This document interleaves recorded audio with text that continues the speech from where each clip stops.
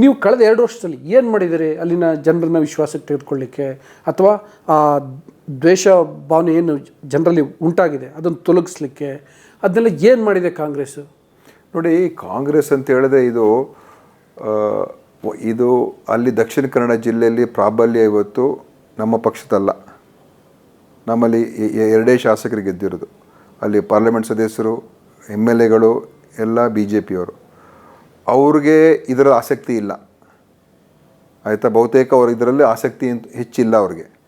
ಮತ್ತು ನಾವು ಅಲ್ಲಿ ಆಡಳಿತ ದೃಷ್ಟಿಯಿಂದ ಅಲ್ಲಿ ನಾವು ಅಭಿವೃದ್ಧಿ ಮಾಡಿಸೋಣ, ಸುಧಾರಣೆ ಮಾಡೋಣ ಅಂತ ಹೇಳಿ ಹಲವಾರು ಕಾರ್ಯಕ್ರಮಗಳು, ಬೇರೆ ಬೇರೆ ಸಾಂಸ್ಕೃತಿಕ ಕಾರ್ಯಕ್ರಮ, ಕ್ರೀಡೆ ಕಾರ್ಯಕ್ರಮಗಳು ಎಲ್ಲ, ಈಗ ಏನು ಕೈಟ್ ಫೆಸ್ಟಿವಲ್ಲು, ಸ್ಪೋರ್ಟ್ಸು, ಬೇರೆ ಹಲವಾರು ರೀತಿಯ ಕಾರ್ಯಕ್ರಮಗಳನ್ನು ನಾವು ಮಾಡಿಸ್ತು, ಆಯಿತಾ. ಅದೆಲ್ಲ ಮಾಡಿ ಜನರಲ್ಲಿ ಸ್ವಲ್ಪ ಬೇರೆ ವಿಷಯಗಳಲ್ಲಿ ಇನ್ವಾಲ್ವ್ ಆಗಲಿ. ಕೇವಲ ಏನೋ ಈ ಧಾರ್ಮಿಕ ವಿಷಯ ಮಾತ್ರ ಅಲ್ಲ, ಬೇರೆ ಬೇರೆ ವಿಷಯಗಳಲ್ಲಿ ಇನ್ವಾಲ್ವ್ ಆಗಲಿ. ಹೆಚ್ಚು ಅಲ್ಲಿ ಬಂಡವಾಳ ಬರೋದಕ್ಕೀಗ ಟೂರಿಸಮ್ ಪಾಲಿಸಿಯನ್ನು ಸ್ವಲ್ಪ ಬದಲಾವಣೆಗಳು ಮಾಡ್ಕೊಂಡು ಹೆಚ್ಚು ಬಂಡವಾಳ ಬರೋದಕ್ಕೆ ಮಾಡೋಣ ಅಂತ ಆ ನಿಟ್ಟಿನಲ್ಲೂ ವರ್ಕ್ ಮಾಡ್ತಾಯಿದ್ದು. ಸೊ ಈ ಥರ ಪ್ರೋಗ್ರಾಮ್ಸ್ಗೆಲ್ಲ ಎನ್ಕರೇಜ್ ಮಾಡೋದು. ಅಲ್ಲಿ ಭಾಳ ಒಂದು ದೊಡ್ಡ ಅಲ್ಲಿ ಕರಾವಳಿ ಉತ್ಸವವನ್ನು ಭಾಳ ಯಶಸ್ವಿಯಾಗಿ ಮಾಡೋದು. ಎಲ್ಲ ರೀತಿಯಲ್ಲೂ ನಾವು ಅದಕ್ಕೆ ಬೆಂಬಲ ಕೊಟ್ಟು ಜನರಲ್ಲಿ ಒಂದು ಭಾವೈಕ್ಯತೆ, ಎಲ್ಲರೂ ಸೇರುವಂಥದ್ದು ಆಗಲಿ ಅಂತ ನಾವು ಮಾಡೋದು. ಆದರೆ ಅಂತಿಮವಾಗಿ ಇಂಥ ಘಟನೆಗಳಾಗೋಗಿದೆ. ಈಗ ನಾವು ಇನ್ನೂ ಇದರ ಬಗ್ಗೆ ಆಳವಾಗಿ ಚಿಂತನೆ ಮಾಡಬೇಕು. ಒಂದು, ಕಾನೂನಿನ ಭಾಳ ಗಟ್ಟಿಯಾಗಿ ಈಗ ನಾವು ಹೊಸ ಅಧಿಕಾರಿಗಳೆಲ್ಲ ಹಾಕಿದ್ದೀವಿ. ಯಾರನ್ನು ಕೂಡ ಅಲ್ಲಿ ರಕ್ಷಿಸ್ತಕ್ಕಂಥದ್ದು ಆಗಬಾರ್ದು, ಯಾರೇ ಆಗಿರ್ಬೋದು. ಸೊ ಕಟ್ಟುನಿಟ್ಟಿನ ಕ್ರಮ ಆಗಬೇಕು. ಮತ್ತು ಇನ್ನೊಂದೇನೆಂದರೆ, ಎಲ್ಲ ಈ ಕಾನೂನು ಬಾಹಿರ ಚಟುವಟಿಕೆಗಳು ಎಲ್ಲವರೆಲ್ಲ ಇನ್ವಾಲ್ವ್ ಆಗಿದ್ದಾರೆ. ಸೊ ಅದನ್ನು ಇವತ್ತು ಹೋಗಲಾಡಿಸ್ತಕ್ಕಂಥ ಕೆಲಸ. ದಕ್ಷಿಣ ಕನ್ನಡದ ಈ ಕೋಮು ಸಂಘರ್ಷಕ್ಕೂ ಅಲ್ಲಿನ ಈ ವ್ಯವಹಾರದ ಹಿತಾಸಕ್ತಿಗಳಿಗೂ ಸಂಪರ್ಕ ಇದೆ. ವ್ಯವಹಾರ ಅನ್ನೋದಕ್ಕಿಂತ ಹೆಚ್ಚಾಗಿ ಅಕ್ರಮ ವ್ಯವಹಾರಗಳು, ಲೈಕ್ ಮರಳು ಮಾಫಿಯಾ ಅಥವಾ ಇನ್ನೊಂದು ಯಾವುದೋ ಜೂಜು ಅಡ್ಡೆಗಳು ಅಥವಾ ಈ ಸರಾಯಿದು ವಿಷಯಕ್ಕೆ ಸಂಬಂಧಪಟ್ಟಂಗೆ ಇವುಗಳಿಗೆಲ್ಲ ಸಂಬಂಧ ಇದೆ. ಆ ಹಿತಾಸಕ್ತಿಗಳ ಕಾರಣಕ್ಕೋಸ್ಕರ ರಾಜಕೀಯ ನಾಯಕತ್ವ, ನಾವು ಅವಾಗೇನು ಕಾಂಗ್ರೆಸ್ BJP ಅಂತ ಮಾತಾಡಿದ್ವಿ, ಅವರೆಲ್ಲ ಒಂದಾಗೇ ಇದ್ದಾರೆ. ಅದರಿಂದಾಗಿ ಈ ಥರ ಸಮಸ್ಯೆ ಉಂಟಾಗ್ತಿದೆ ಅನ್ನುವಂಥ ಮಾತು ಕೂಡ ಇದೆ. ನೋಡಿ, ಈ ತಪ್ಪು ಕೆಲಸ ಮಾಡೋರಲ್ಲಿ ಏನಿರ್ತಾರೆ ಅವರೆಲ್ಲ ಯಾವುದೇ ಪಕ್ಷ ಸಂಘಟನೆ ಆದರೆ ಎಲ್ಲ ಒಂದಾಗ್ತಾರೆ. ಯಾಕೆಂದರೆ ಅವ್ರಿಗೆ ಎಲ್ಲರ ಬೆಂಬಲ ಬೇಕು, ಅದನ್ನು ನಡ್ಸ್ಕೊಂಡು. ಆದರೆ ಅದನ್ನು ಈಗ ನಾವು ಬ್ರೇಕ್ ಮಾಡಬೇಕಾಗಿದೆ.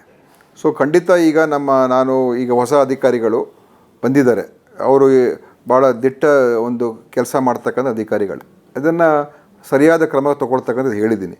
ಯಾವುದೇ ಈ ಜೂಜಾಟ, ಗ್ಯಾಂಬ್ಲಿಂಗು, ಪ್ರಾಸ್ಟಿಟ್ಯೂಷನ್ ಇರ್ಬೋದು, ಬೇರೆ ಯಾವುದೇ ಅವ್ಯವಹಾರಗಳಿರ್ಬೋದು, ಮತ್ತು ನೀವು ಹೇಳ್ದಂಗೆ ಮರಳು ಮಾಫಿಯಾ, ಇದೆಲ್ಲ ಡ್ರಗ್ಸ್ ಮಾಫಿಯಾ, ಇದೆಲ್ಲ ಇದೆ. ಸೊ ಅವರನ್ನೆಲ್ಲ ಒಂದು ಹದ್ದುಬಸ್ತಕ್ಕೆ ತರ್ತಕ್ಕಂಥ ಒಂದು ಮಾಡಿದ್ರೆ ಅಲ್ಲಿ ಒಂದು ರೀತಿಯಾದಂಥ ಒಂದು ಕ್ರಮ ಅದು. ಇನ್ನೊಂದು ಈ ದ್ವೇಷ ಭಾಷಣಗಳು, ಅಂಥವ್ರನ್ನ ನಿಯಂತ್ರಣಕ್ಕೆ ತರ್ತಕ್ಕಂಥದ್ದು. ಅಂಥವ್ರಿಗೆ ಕಾನೂನಲ್ಲಿ ಈಗ ಇರುವಂಥ ಕಾನೂನುಗಳಲ್ಲೂ ಹೇಗೆ ನೀವು ಮೊದಲು ಕೇಳಿದ್ರಲ್ಲ, ಇರುವಂಥ ಕಾನೂನಲ್ಲೇ ಹೇಗೆ ಅದನ್ನು ಎಫೆಕ್ಟಿವ್ ಆಗಿ ಮಾಡುವಂಥ ಇಚ್ಛಾಶಕ್ತಿ ಇರೋದು ಅಧಿಕಾರಿಗಳು ಬೇಕು. ಆ ಒಂದು ನಾವು ಫಸ್ಟು ರಾಜಕೀಯ ಇಚ್ಛಾಶಕ್ತಿ ನಮ್ಮಲ್ಲಿ ಇರ್ತದೆ. ಅದೇನಾಗ್ತದೆ, ನಾವು ಹೇಳಿರ್ತೀವಿ, ಅದೇ ಅಧಿಕಾರಿಗಳಿಗೆ ಅದೇ ರೀತಿಯಾಗಿ ಮಾಡಬೇಕು ಅಂತ ಹುಮ್ಮಸ್ ಇಲ್ಲದೆ ಹೋದರೆ ಅವ್ರೇನು ಮಾಡ್ತಾರೆ, ಏನಾದರೂ ಒಂದು ಅದರಲ್ಲಿ ಸ್ವಲ್ಪ ಅವರು ಅಷ್ಟು ಯಾವ ರೀತಿಯಾಗಿ ಮಾಡೋಕ್ಕೆ ಹೋಗಲ್ಲ. ಅದಕ್ಕೆ ನಮ್ಮಲ್ಲಿ ಸರ್ ಇಚ್ಛಾಶಕ್ತಿ ಇದೆ. ಅಲ್ಲಿನ ಅಧಿಕಾರಿಗಳ ಇಚ್ಛಾಶಕ್ತಿ ಬಗ್ಗೆ ಹೇಳೋದಾದರೆ, ನಿಮ್ಮ BJP MLC ಆಗಿದ್ದರು ಗಣೇಶ್ ಕಾರ್ಣಿಕ್ ಅವರು ಒಂದು ಸಲ ಓಪನ್ ಆಗಿ ಹೇಳಿದರು, ದಕ್ಷಿಣ ಕನ್ನಡ ಜಿಲ್ಲೆಯಲ್ಲಿ 90% ಪೊಲೀಸರು ಅವ್ರಿಗೆ ಸಂಘದ ಹಿನ್ನೆಲೆ ಇದೆ ಅಥವಾ ಸಂಘದ ಸಂಪರ್ಕ ಇದೆ, ಸಂಘದ ಬಗ್ಗೆ ಮೃದು ಧೋರಣೆ ತಾಳುವಂಥವ್ರು ಅಂತ. ಸೊ ಇಂಥವರಿಂದ ನಿಜವಾದ ನೈಜ ಹಿತಾಸಕ್ತಿಗಳು ಹೆಂಗೆ ಬರಲಿಕ್ಕೆ ಸಾಧ್ಯ? ಅದನ್ನು ಸರ್ಕಾರ ಅದನ್ನ ಹೆಂಗೆ ಎಕ್ಸ್ಪೆಕ್ಟ್ ಮಾಡ್ಲಿಕ್ಕೆ ಸಾಧ್ಯ? ನೋಡಿ, ನಾನು ಅಸಹಾಯಕತೆಯಿಂದ ಇರೋಕ್ಕಾಗೋದಿಲ್ಲ, ಆಯಿತಾ. ಕೆಲವರು ಇರ್ಬೋದು ಆ ಥರ, ಯಾಕಂದರೆ ಅವ್ರವ್ರು ಇದೇ ಅಂತ ಒಪ್ಕೊಳ್ಳೋಣ. ಇವ್ರು ಯಾರು ಹೇಳಿದ್ದಲ್ಲ, ಗಣೇಶ್ ಕಾರ್ಣಿಕ್ ಇರ್ಬೋದು, ಅವರು ಹೇಳಿರ್ತಾರೆ.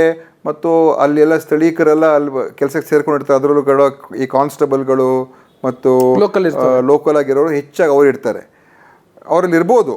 ಬಟ್ ಆದರೆ ಮೇಲಧಿಕಾರಿಗಳು ದಕ್ಷತೆಯಿಂದ ಕೆಲಸ ಮಾಡೋಕ್ಕೆ ಶುರು ಮಾಡಿದಾಗ ಅದರಲ್ಲಿ ಇಂಥ ಜನನೂ ಕೂಡ ಎಷ್ಟೋ ಜನ ಅವರು ಸರಿಯಾದ ದಾರಿಗೆ ಬರುವಂಥ ಸಾಧ್ಯತೆಯೂ ಇರ್ತದೆ. ಆದ್ದರಿಂದ ನಾನು ಹಿಂದೆ ಅಧಿಕಾರಿಗಳು ಸರಿಯಾಗಿ ಮಾಡಿಲ್ಲ ಅಂತ ಹೇಳೋಕ್ಕೆ ಹೋಗೋದಿಲ್ಲ. ಆದರೆ ಯಾವುದೋ ಒಂದೊಂದು ಸಂದರ್ಭಕ್ಕೆ ಒಂದೊಂದು ಸಲ ಏನೋ ಒಂದು ಆದಾಗ ಆವಾಗ ನಾವು ಸರಿ ಮಾಡ್ತಕ್ಕಂಥ ಕಾಲ ಬರ್ತದೆ ನನಗನ್ನಿಸುವಂಥದ್ದು. ಈಗ ಸರಿಪಡಿಸುವಂಥ ಕಾಲಕ್ಕೆ ನಾವು ಬಂದಿದ್ದೇವೆ. ಇಲ್ಲದೆ ಹೋದರೆ ಇದೇ ಥರ ಬಿಡೋಕ್ಕಾಗೋದಿಲ್ಲ. ಇದೇ ಥರ ಬಿಟ್ಟರೆ ನಾಳೆ ಈ ಜಿಲ್ಲೆ ಎಲ್ಲಿಗೆ ಹೋಗಬೇಕು? ಅದಕ್ಕೇ ನಾನು ಹಿಂದಿನ ಅಧಿಕಾರಿಗಳು ಯಾರನ್ನೂ ಬ್ಲೇಮ್ ಮಾಡೋಕ್ಕೆ ಹೋಗಲ್ಲ. ಆದರೆ ಈಗ ಹೊಸ ಒಂದು ಅಧಿಕಾರಿಗಳ ತಂಡ ಕೂಡ ಬಂದಿದೆ ಮತ್ತು ಇನ್ನೊಂದು ಸ್ಪೆಷಲ್ ಆ್ಯಕ್ಷನ್ ವಿಶೇಷ ಒಂದು ಕಾರ್ಯಪಡೆಯನ್ನು ಕೂಡ ರಚನೆ ಆಗ್ತಾಯಿದೆ. ಇದೆಲ್ಲವನ್ನು ಇಟ್ಕೊಂಡು ಒಂದು ಆ ಭಾಗದಲ್ಲಿ ಕಾನೂನು ಅಡಿಯಲ್ಲಿ ಕಾನೂನು ಉಲ್ಲಂಘನೆ ಮಾಡ್ತಕ್ಕಂಥವ್ರಿಗೆ ಭಯ ಮತ್ತು ಅದನ್ನು ನಿಲ್ಲಿಸುವಂಥದ್ದು, ಇನ್ನೊಂದು ಈ ಹಿಂಸಾತ್ಮಕ ಘಟನೆಗಳಿಗೆ ಪ್ರಚೋದನೆ ಮಾಡ್ತಕ್ಕಂಥವ್ರನ್ನ ನಿಯಂತ್ರಣಕ್ಕೆ ತರುವಂಥದ್ದು. ಇದನ್ನು ಮಾಡಿದ್ರೆ ಅದು ಜೊತೆಯಲ್ಲಿ ಒಂದು ಎಲ್ಲನೂ ಕೂಡ ಸೌಹಾರ್ದತೆಗೆ ತರುವಂಥ ಪ್ರಯತ್ನ ಮಾಡಿದ್ರೆ ನಮ್ಮ ಒಂದು ಎಫರ್ಟ್ಸನ್ನು ನಾವು ಮಾಡ್ತೀವಿ. ಆಯಿತಾ? 100ಕ್ಕೆ 100 ಈ ದೇಶದಲ್ಲಿ ಅಥವಾ ಇದರಲ್ಲಿ ಎಲ್ಲ ಸರಿ ಹೋಗ್ಬಿಡ್ತು ನಾನು ಹೇಳೋಕ್ಕಾಗೋದಿಲ್ಲ. ಯಾಕಂದರೆ ಇದು ನಮ್ಮ ಸಮಾಜ. ಆಯಿತಾ? ಈ ವೈಷಮ್ಯ ಈ ಸಮಾಜದಲ್ಲಿ ಅವ್ರು ಬಿತ್ತನೆ ಮಾಡಿದ್ದಾರೆ. ಈ ವಿಷ ಬಿತ್ತನೆ ಆಗಿದೆ. ಅದನ್ನು ಹೋಗಲಾಡಿಸೋದು ಏನು ಓವರ್ನೈಟ್ ಆಗೋದಿಲ್ಲ ದಿನೇಶ್ ಅವರೇ, ಆಗೋದಿಲ್ಲ ಅಲ್ವಾ? ಆದರೆ ನಾವು ಜನರನ್ನು ಈ ಮೇನ್ ಸ್ಟ್ರೀಮ್ ಯಾರು ಮಧ್ಯದಲ್ಲಿದ್ದಾರಲ್ಲ ಅವರ ಧ್ವನಿಯನ್ನು ಹೆಚ್ಚಿಸ್ಬೇಕು. ಅವ್ರಿಗೆ ನಾವು ಹೆಚ್ಚು ಇದರಲ್ಲಿ ಸೇರಿಸ್ಕೋಬೇಕು, ಜೋಡಿಸ್ಕೋಬೇಕು. ಆವಾಗ ಏನಾಗ್ತದೆ, ಈ ಕಡೆ ಆ ಕಡೆ ರೈಟು ಲೆಫ್ಟಲ್ಲಿ ಎಕ್ಸ್ಟ್ರೀಮಲ್ಲಿ ಇರ್ತಕ್ಕಂಥ ಜನರನ್ನು ಅವರ ಶಕ್ತಿಯನ್ನು ಇಳಿಸುವಂಥ ಕೆಲಸ ಮಾಡಬೇಕು.